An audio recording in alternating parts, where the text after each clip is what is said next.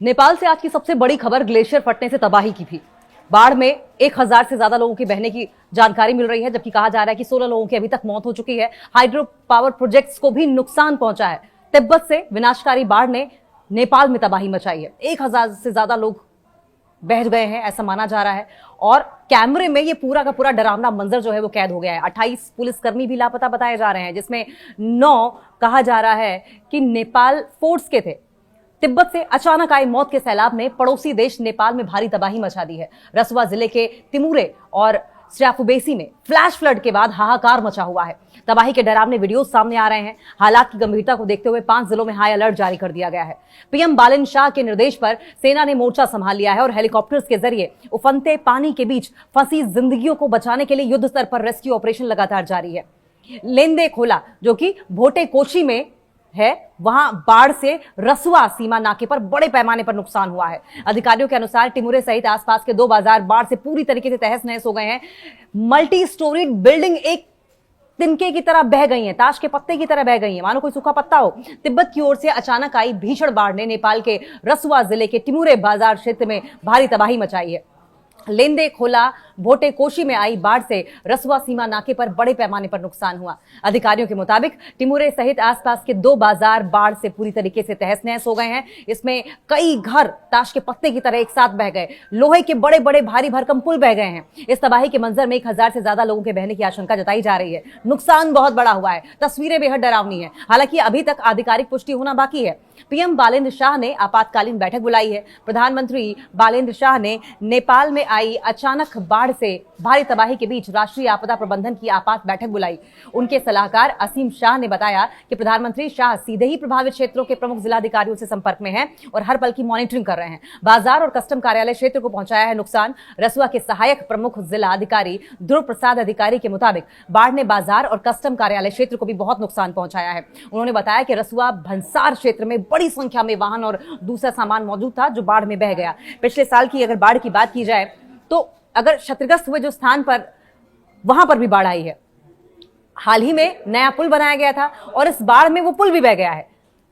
अगर आज की बात करें तो सुबह करीब 9 बजे जो बाढ़ आई, जिला पुलिस कार्यालय रसुआ के मुताबिक बुधवार सुबह करीब 9 बजे अचानक भीषण बाढ़ आई थी, जिसकी वजह से टिमुरे बाजार की बस्ती को बहुत ही नुकसान हुआ। रसुए के प्रमुख जिला अधिकारी नरेंद्र परियार ने कहा कि अचानक आई बाढ़ ने निचले तटीय क्षेत्र में जल विद्युत परियोजनाओं के बह जाने और बस्तियों में बाढ़ का पानी घुसने की भी खबर मिली है। सोचिए, जहां हंसता खेलता पूरा माहौल था, बस्तियां थी, बड़े बड़े घर थे, उन घरों में लगभग लोग अपनी दिनचर्या के हर रोज के काम कर रहे थे। अचानक किसी को अंदाजा भी नहीं होता है, एक फ्लश फ्लड आया, सब कुछ बहा कर ले गया। न जाने कितने बच्चे बह गए हैं, घरों का पूरा सामान बह गया है। बड़ी बड़ी बिल्डिंग्स एक साथ फ्लैश फ्लड के साथ चली गई हैं। इतनी तेजी के साथ, प्रचंड वेग के साथ ये पानी आया है। 3 पुलिस कार्यालयों को भी नुकसान पहुंचा है। इसमें तिब्बत की ओर से आई बाढ़ से नेपाल पुलिस के 3 कार्यालयों को भी बुरी तरीके से नुकसान हुआ है, भारी क्षति पहुंची है।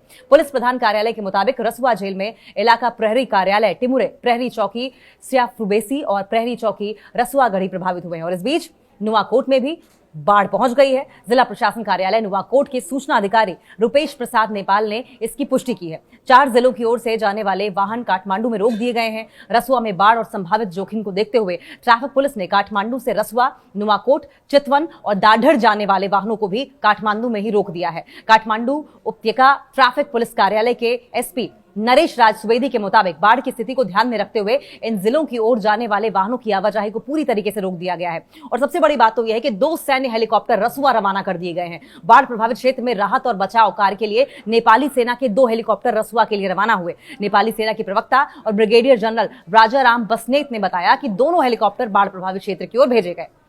भोटे कोशी नदी में भीषण बाढ़ आने के बाद प्रधानमंत्री कार्यालय ने सभी हेलीकॉप्टर कंपनियों को भी तैयार रहने और अवस्था में मदद करने के लिए बिल्कुल प्रिपेयर्ड रहने के निर्देश दिए हैं। पीएम बालेन्द्र शाह ने दिए हैं खास निर्देश। प्रधानमंत्री बालेन्द्र शाह की सचिवालय के मुताबिक सभी हेलीकॉप्टर कंपनियों को आवश्यकता पड़ने पर परिचालन के लिए तैयार रहने को कहा गया है। प्रधानमंत्री बालेन्द्र शाह के सचिवालय के मुताबिक सभी हेलीकॉप्टर कंपनियों को आवश्यक होने पर तत्काल परिचालन के लिए तैयार रहने को कहा गया।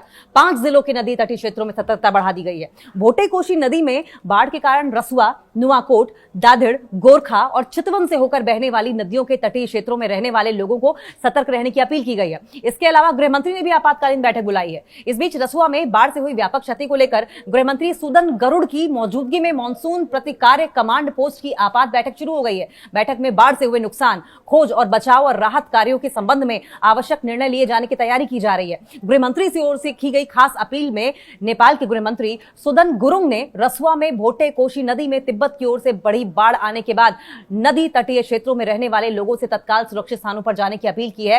रेस्क्यू ऑपरेशन लगातार जारी है। हेलीकॉप्टर्स के जरिए सेना की वहां पर तैनाती कर दी गई है। गृह मंत्री की ओर से जारी अत्यावश्यक सार्वजनिक सूचना में कहा गया है कि भोटे कोशी और त्रिशूली नदी के तटीय क्षेत्र, मुगलिन और इसके साथ साथ आसपास के इलाकों में उच्च सतर्कता, high level security, high alert जारी कर दिया गया है और कहा गया है कि जोखिम बहुत ज्यादा है और इसीलिए रसुआ, धागड़, गोरखा, चितवन और नुआकोट जिलों में नदी किनारे रहने वाले परिवारों से अगले आदेश तक सुरक्षित स्थानों पर रहने के अनुरोध किए गए हैं। और जो हेल्पलाइन जारी किया गया है उसके मुताबिक सूचना में यह कहा गया कि अगर किसी स्थान पर खोज और बचाव की आवश्यकता हो या किसी प्रकार की सहायता की जरूरत महसूस होती है तो तत्काल नंबर टोल फ्री भी जारी किया गया है। नंबर क्या है? 1234। बहुत ही आसान सा नंबर दिया गया है। 1234 पर संपर्क किया करें और जो भी संभव मदद होगी उस वक्त तुरंत से तुरंत पहुंचाई जाएगी। गृहमंत्री ने लोगों से पृथ्वी राजमार्ग, गलछी, नुआकोट, रसुआ, सियाफ्रुबेसी सड़क और मुगलिन नारायणगढ़ सड़क पर यात्रा नहीं करने की अपील की है और इन मार्गों पर आवागमन पूरी तरीके से रोकने का आग्रह भी किया है। आपको बताएं कि तिब्बत में ग्लेशियर झील फटने की खबर के बाद नेपाल के चीन सीमा से लगे रसुआ इलाके में अचानक तेज रफ्तार से बाढ़ आने की जानकारी सामने आई। नेपाल के स्थानीय समय के मुताबिक सुबह करीब 9 बजे रसुआ के टिमुरे और आसपास के इलाकों में बाढ़ से भारी नुकसान की खबर है। करीब 1000 लोगों के बहने की जानकारी सामने आ रही है और सिर्फ इतना ही नहीं है, वहां पर जिस तरीके से बड़े बड़े लोहे के पुल बह गए हैं, बड़े बड़े इमारतें बह गई हैं, घर बह गए हैं, अभी तक 1000 लोगों के बहने की आशंका जताई जा रही थी। 16 लोगों की मौत की पुष्टि हुई है, लेकिन कहा जा रहा है कि ये जो आंकड़ा है वो 5000 तक पहुंच सकता है। इसका मतलब तबाही बहुत बड़े पैमाने पर हुई है। बहुत ही बड़े पैमाने पर तिब्बत से फ्लैश फ्लड आया, एकदम से बादल फटा होगा, ढेर सारा पानी आया और बहुत ही तेजी के साथ, बहुत ही तेज इंटेंसिटी के साथ वो आगे बढ़ने लगा। अपने साथ मकान, दुकान, पहाड़, पेड़, सड़कें, कॉलोनी की कॉलोनीज, बड़ी बड़ी मल्टी स्टोरीज बिल्डिंग एक साथ बहा कर ले गए हैं। और जो तस्वीरें सामने आई हैं, इस बात से अंदाजा लगाया जा सकता है कि जो आंकड़े अभी आ रहे हैं शुरुआत में, बहने वालों के, गायब होने वालों के, लापता होने वालों के, मौतों के, ये आंकड़े बहुत ही तेजी के साथ हमें भविष्य में बढ़ते हुए दिखाई देंगे। और यही वजह है कि इस हाई लेवल मीटिंग को खुद बालेंद्र शाह, नेपाल के प्रधानमंत्री, हेड कर रहे हैं। साथ साथ गृह मंत्री की अलग पैरेलल मीटिंग चल रही है। कुल मिलाकर टोल फ्री नंबर जारी किया गया है। लोगों से अपील इस बात को लेकर की जा रही है कि जितना संभव हो सके इस तरह के इलाकों से दूर रहा जाए और कोशिश करें कि आवाजाही पूरी तरीके से बंद कर दें। हेलीकॉप्टर्स लगा दिए गए हैं, रेस्क्यू के लिए सेना लगा दी गई है। पूरी तरीके से अपील की जा रही है कि पैनिक ना हो। हालांकि ये मौका ऐसा है जहां पर जिंदगियां जा रही हैं, चीखो पुकार चारों तरफ मची हुई है। ऐसे में बार बार अपील इसी बात को लेकर नेपाल की सरकार कर रही है कि आप अपना पेशेंस बनाकर रखें, अपना पेशेंस लूज ना करें। देश दुनिया की हर खबर से अपडेटेड रहने के लिए न्यूज़ 18 ऐप डाउनलोड कीजिए और हरदम आगे रहिए। वीडियो देखने के लिए आपका शुक्रिया।